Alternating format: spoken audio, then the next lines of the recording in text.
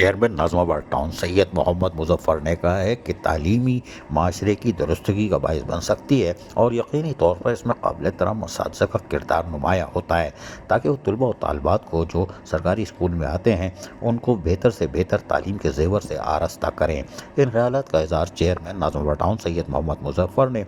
Ration مناس boys girls and secondary primary school Nazimabad number 1 کے دورے کے دوران کیا۔ اس موقع پر ان کے ہمراہ director sanitation Zaheer Ahmed, director Asif اور دیگر لوگ بھی یہاں موجود تھے، اور اس موقع پر انہوں نے اسکول کے مختلف حصوں کا کلاس رومز کا دورہ کیا اور جا کر وہاں پر دیکھا، اور یقیناً قابل احترام اساتذہ سے بھی وہاں ڈپٹی ڈائریکٹر کی یا ڈائریکٹر خدیجہ تسلیم نظم آباد ٹاؤن کی ان سے بھی اور دیگر اساتذہ سے تفصیلات حاصل کی۔ اس موقع پر انہوں نے بتایا کہ صفائی ستھرائی کا مسئلہ ہے جس کو فوری طور پر حل کرنے کے لیے ڈائریکٹر سینیٹیشن نے سینیٹری ورکرز طلب کر لیے اور اسکول میں صفائی ستھرائی کے کاموں کا آغاز کر دیا، جبکہ چیئرمین سید محمد مظفر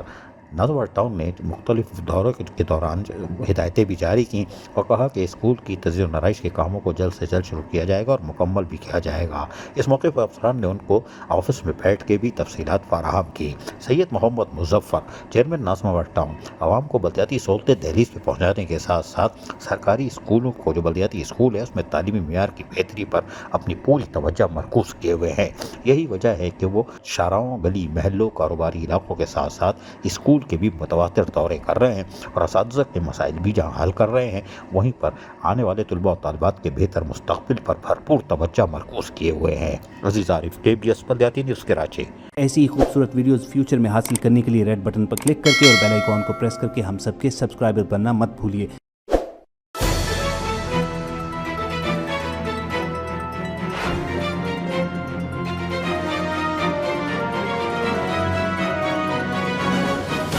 KBS بلدیاتی نیوز۔